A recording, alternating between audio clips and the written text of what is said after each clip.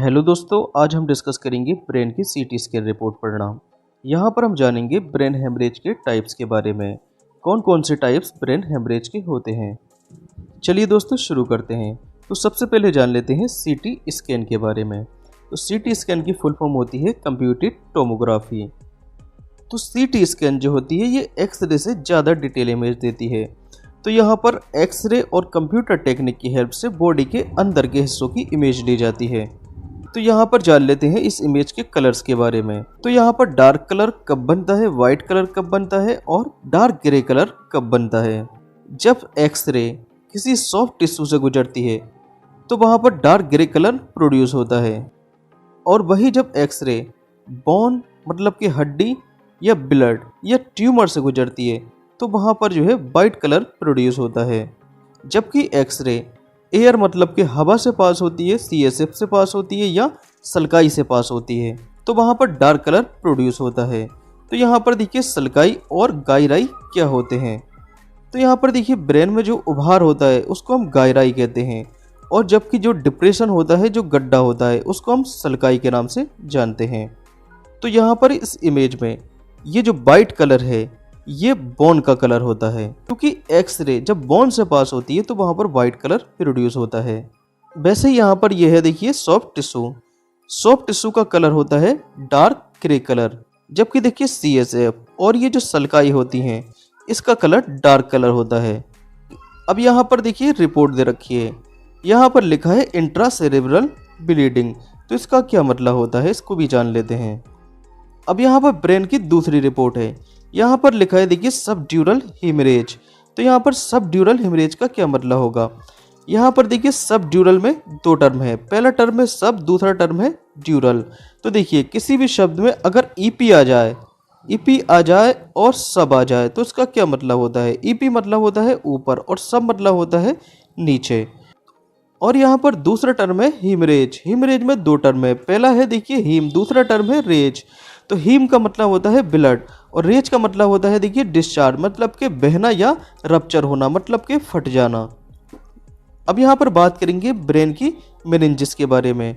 तो ब्रेन की 3 मेनिंजेस होती हैं, पहली होती है पायामेटर, दूसरी होती है एरेक्नॉइड और तीसरी होती है ड्यूरामेटर।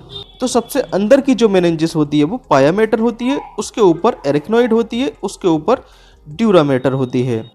तो इसको हम PAD से याद रख सकते हैं। तो जैसे कि हम यहाँ पर देख पा रहे हैं जो अंदर की लेयर होती है पायामेटर होती है, फिर उसके ऊपर एरेक्नॉइड, फिर उसके ऊपर ड्यूरामेटर।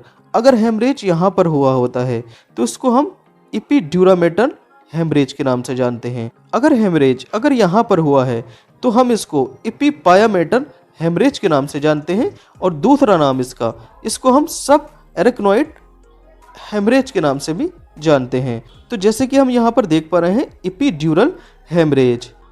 तो इपी मतलब होता है देखिए ऊपर, और ड्यूरामेटर के ये ऊपर है तो इसको हम क्या बोलेंगे, इपीड्यूरल हेमरेज। तो ये देखिए ड्यूरामेटर है, तो ड्यूरामेटर के ऊपर हेमरेज हुआ है तो इसको हम इपीड्यूरल हेमरेज के नाम से जानते हैं। तो CT स्कैन में जो ब्लड रिप्रेजेंट होता है वो वाइट कलर से होता है, तो इसी कारण देखिए ये वाइट कलर का यहाँ पर दिखाई पड़ रहा है। तो इपीड्यूरल हेमरेज ये लेंस शेप का दिखाई पड़ता है, देखिए ये लेंस शेप का दिखाई पड़ रहा है। उसके बाद आता है सबड्यूरल हेमरेज, मतलब ड्यूरामेटर के ये नीचे हेमरेज हुआ है। तो यहाँ पर देखिए ये ड्यूरामेटर है, तो ड्यूरामेटर के नीचे देखिए ये हेमरेज है। तो सबड्यूरल हेमरेज जो होता है वो चांद के टुकड़े की तरह दिखाई पड़ता है, देखिए चांद के टुकड़े की तरह दिखाई पड़ रहा है। उसके बाद आता है देखिए सब एरेक्नॉइड हेमरेज, मतलब कि ये एरेक्नॉइड लेयर के नीचे हेमरेज हुआ है, क्योंकि देखिए जो अंदर की लेयर है वो पायामेटर है, फिर उसके ऊपर जो लेयर है वो एरेक्नॉइड है, और सबसे ऊपर जो लेयर है वो ड्यूरामेटर है। तो यहाँ पर जो हेमरेज हुआ है वो सब एरेक्नॉइड लेयर के नीचे और पायामेटर लेयर के ऊपर। ओके, तो यहाँ पर हेमरेज हुआ है। तो यहाँ पर देखिए ये हेमरेज देखने को मिल रहा है। नेक्स्ट आता है इंट्रावेंट्रिकुलर हेमरेज। तो इंट्रा मतलब होता है देखिए इनसाइड या विद इन, तो वेंट्रिकल्स के अंदर अगर हेमरेज हो जाता है तो इसको हम बोलते हैं इंट्रा हेमरेज। तो ये होते हैं देखिए हमारे वेंट्रिकल्स। ओके, तो वेंट्रिकल्स के अंदर जो है यहाँ पर देखिए हेमरेज देखने को मिल रहा है, तो इसी कारण इसको इंट्रावेंट्रिकुलर हेमरेज बोला गया है। नेक्स्ट आता है इंट्रासेरेब्रल हेमरेज। तो यहाँ पर देखिए ब्रेन के सेरेब्रल रीजन में अगर हेमरेज है तो इसको हम इंट्रासेरेब्रल हेमरेज के नाम से जानते हैं।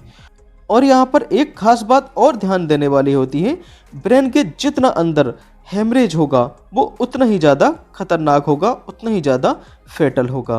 Okay, thank you.